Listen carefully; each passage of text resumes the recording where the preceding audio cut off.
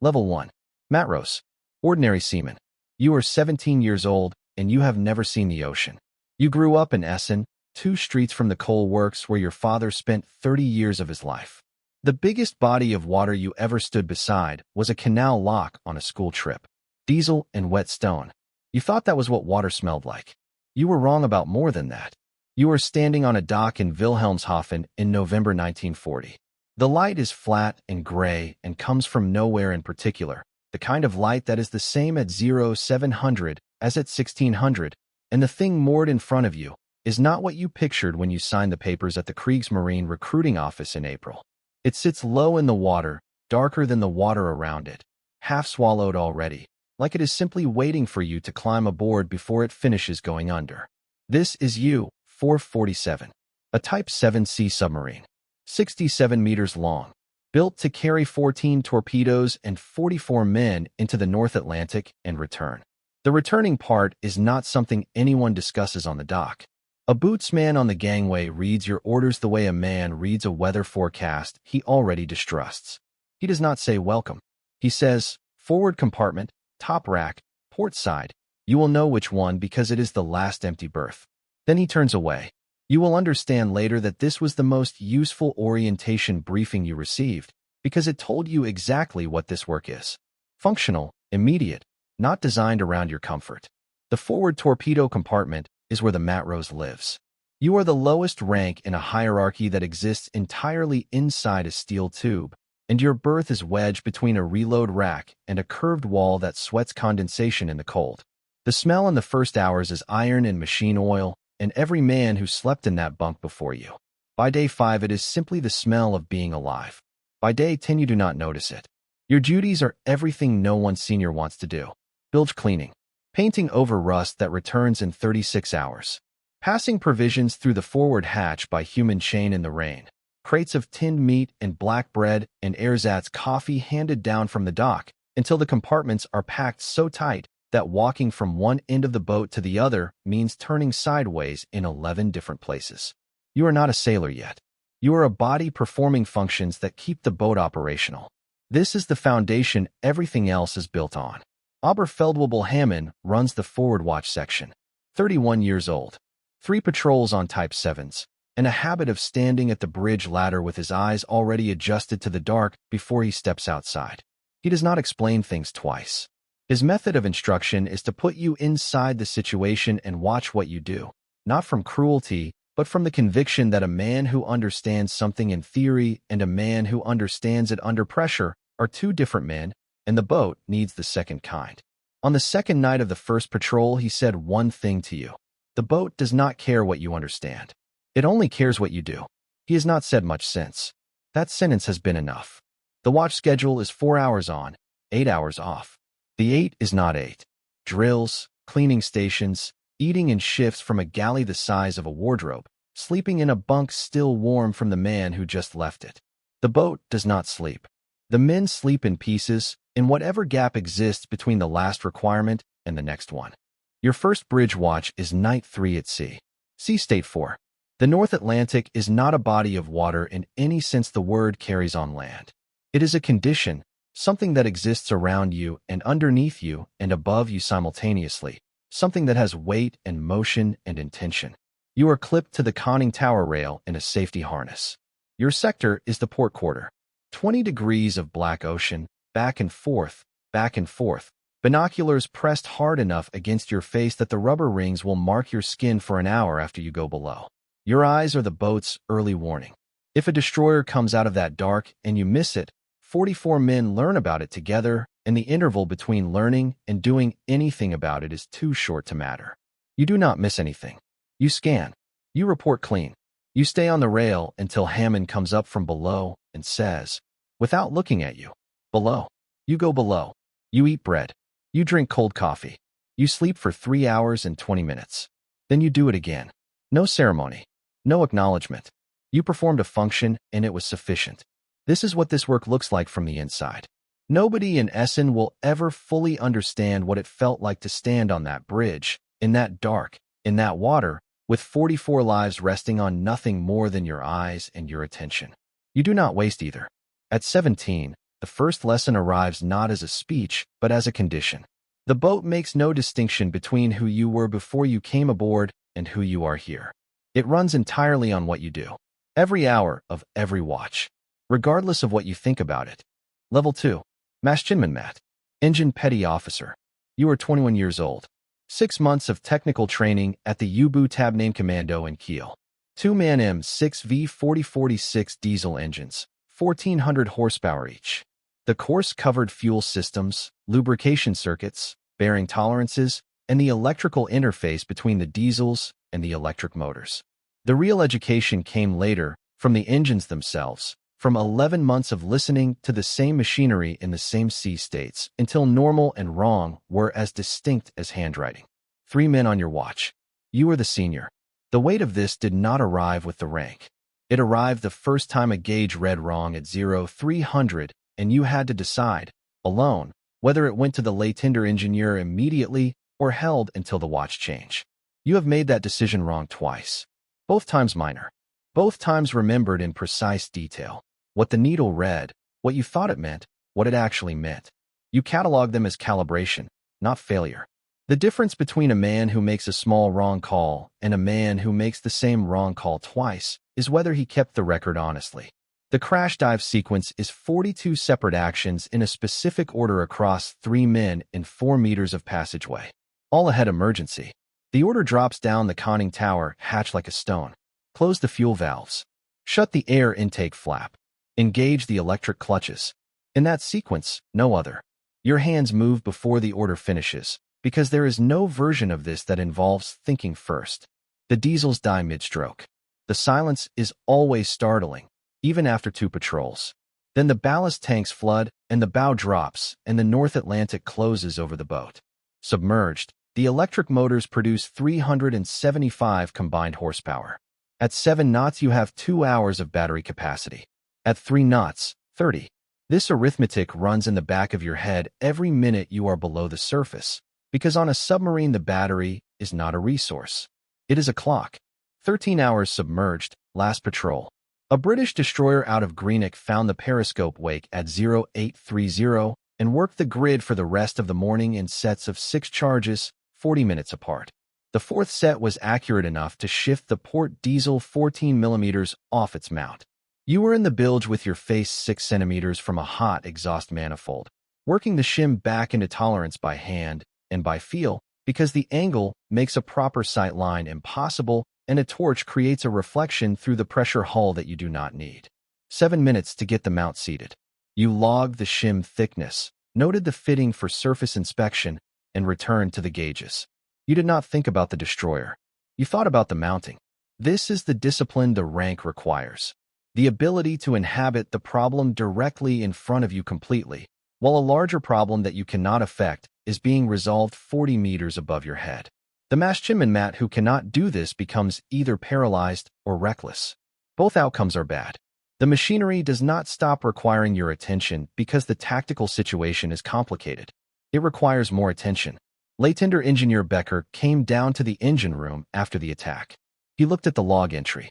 He looked at the shim. He looked at you. Time. 7 minutes, sir. A pause, the specific kind that means he has already decided and is choosing the words with care. Log it for surface inspection. Good. He went forward. You understood that this was the sealing of acknowledgement the situation warranted, and that it was entirely genuine. At 21, you understand that the machinery is not the job. The machinery is what you use to do the job. The job is keeping 44 men inside a steel tube the ocean wants to crush through every watch, without requiring anyone to explain why it matters. Before we go further, if you have made it this far, drop a comment right now. Which rank would you have stopped at? Hit the like button. Subscribe. We upload every single day. Level 3. Oberleutnant zur See. First Watch Officer. You are 26 years old. The wartime officer promotion path from senior petty officer took 4 years of examination boards, qualification at Merwick, and 18 months as second watch officer on a Type 9B before this posting as first watch officer on U-447. The Kowloon has 5 patrols. You have 3. Neither of you pretends the gap does not exist. That honesty is what keeps the boat functional. When the Kowloon is off watch, the boat answers to you. When he is on the attack periscope, you run the fire control solution in the forward control room. Two different responsibilities. In the North Atlantic in 1942, both arrived simultaneously.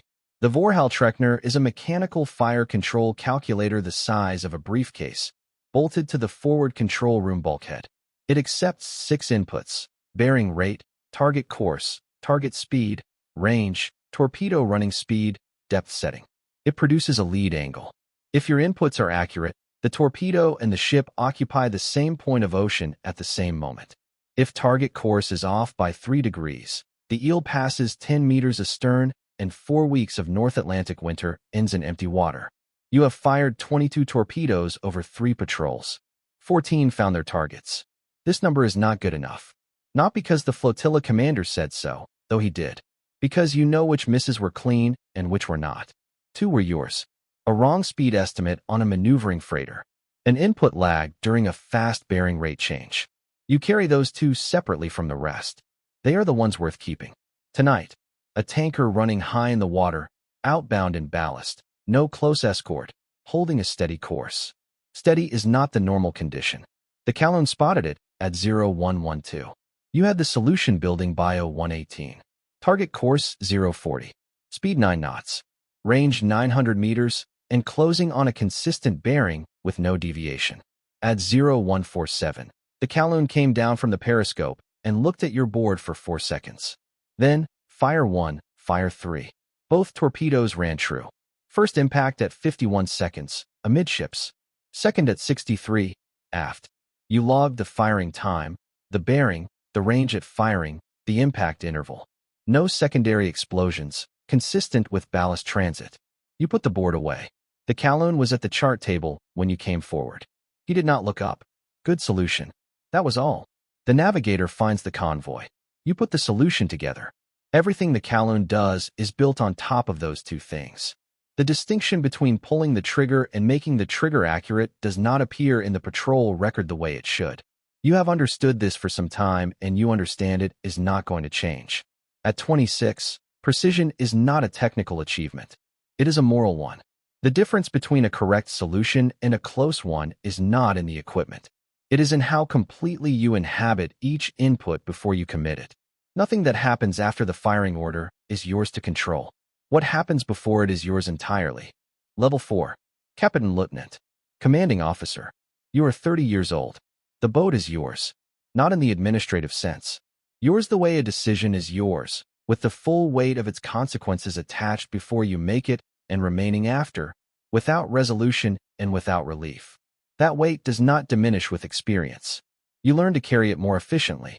That is not the same thing. You command 447. 44 men. A Type 7C you know now by sound and temperature, and by the particular way she holds trim at periscope depth in a cross sea. The slight list to port when the forward tank is not perfectly balanced. You reached this rank through a path that began 13 years ago on a dock in Wilhelmshaven. A 17-year-old who had never seen the ocean, looking at this same kind of boat, and not yet knowing what it would cost to stand where you are standing now. Command school at Gotenhafen covers tactics, approach geometry, crew management, attack procedure. It does not cover what it feels like to be the one who decides. You learned that on your first patrol, lying at 80 meters with a destroyer working the grid above you, listening to your crew breathe in the dark, understanding for the first time that each of those 44 men had placed something irreversible in your hands. That understanding arrived at 0220 on day 9. It has not left. Your navigator is Petty Officer Lang, 24 years old, enlisted track. His dead reckoning has been within 6 miles on every patrol you have shared. 6 miles, in the North Atlantic, through varying current and weather, with no reliable fix, sometimes for 40 hours at a stretch. 6 miles is not luck. It is the product of a man who does not accept his own estimates without examining what he has accumulated them on. Your 1WO is Oberleutnant Fischer. 25, second patrol, 16 torpedoes fired, 11 hits. More importantly, the 5 misses were clean. A maneuvering target, a Euro anomaly, 2 situations where the bearing rate changed faster than the solution could follow. A miss from a correct solution failing in execution is different from a miss from a wrong solution. The difference is visible in the post-action analysis if you are willing to look at it honestly. You close to 600 meters before firing. Some commanders fire at over 1,000. You fire at 600 because your analysis of every attack you have ever run supports that range, and the analysis is what you trust, not the confidence it produces. Confidence as a feeling is not useful. Confidence as the direct product of completed calculation is something else entirely. Tonight, Grid AL 4477. BDU Contact Report. Convoy HX 291. 7 ships, light escort. Lang has the intercept plotted and has already logged his position fix variance and shared it with you unprompted. Fisher has the fire control board calibrated and ready. Laytender engineer Becker has the boat in perfect trim, all systems nominal. The torpedo team forward has 4 tubes loaded and ready, and you know this because your bootsmat sent the report to the control room 14 minutes ago without being asked. This is what a functioning boat looks like from the inside. Every man running his compartment so that the man above him has what he needs before he asks. At 0148, Lang gives the updated convoy position. 12 miles. Slightly faster than the initial estimate. You adjust the intercept course 3 degrees, past the new heading to the helm, mark the time. Lang updates the chart without being told. At 0231 you take the boat to periscope depth. The attack scope goes up for 4 seconds at a time. You count always. In 4 seconds you can confirm bearing, estimate range, check for escort activity. More than 4 seconds, and you are visible to any bridge watch with binoculars on a steady platform. At 0247, the lead cargo vessel fills the reticle at 800 meters. You call the bearing to Fisher. He adjusts the solution and reads it back. You look at the board. It is correct. Fire 1. The torpedo leaves the tube with a compression pulse you feel through the soles of your feet. 11 seconds of count. Fire 3. Scope down immediately. 60 meters. You do not stay to watch. Watching is not your function at this moment. 51 seconds after the first shot, the impact arrives through the hull before the sound does. A physical shock, as though the sea has flinched. Then the sound. Then silence. Then through the hydrophone circuit, the long grinding noise of something structural failing in a hull that was, 90 seconds ago, a working ship with a crew aboard. No one in the control room speaks. 30 seconds. Then Lang, flat and precise. Position for next approach, sir. You look at the chart. You give him the course. This is how it actually goes. Not the newsreels, not the language of the official reports, which are written in a grammar that keeps the physical reality at a certain managed distance. It is a problem, a solution, a weight, a sound through the hull, and then the next problem. Because the next problem does not wait for you to finish with the last one. 3 weeks later. Brest. The submarine pens. 6 meters of ferroconcrete overhead. The dock smells of diesel and salt water and the accumulated weight of a war being conducted at depth, in the dark, in machines the size of 2 railway carriages end to end. Corvette Captain Steinhauer is there when you bring the boat in. 43 years old, 5 patrols before the staff posting. A man who briefs departing commanders with exactly the honesty he would want if he were still the one going out. He shakes your hand once. Good patrol. He means it. You know he means it. And that is the complete ceremony. Later you walk the dock alone. 2 boats down, a Matrose is standing on a gangway looking at the submarine pins with an expression you have seen before because you wore it yourself on a dock like this 13 years ago. The flat gaze of someone trying to understand something that cannot be understood in advance. The weight of something not yet begun. He is 17, maybe 18, and he does not know yet what the boat asks of the men inside it. You do not stop. There are letters to read, a debrief to complete, 44 men who need to sleep ashore and are waiting for you to finish the paperwork that makes that possible. But you carry the image of him for the rest of the afternoon, because you remember what that dock felt like. The gray light the same. The water the same. The boat half swallowed and nobody explaining what it would cost. Nobody could have. Everything between that dock and this one is the only explanation that exists, and it cannot be given in advance. At 30, you know what this work costs and what it gives back and precisely how those two things are related and how they are not.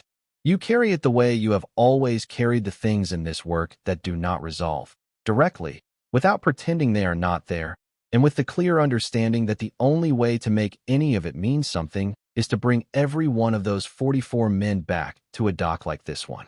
You have always brought them home.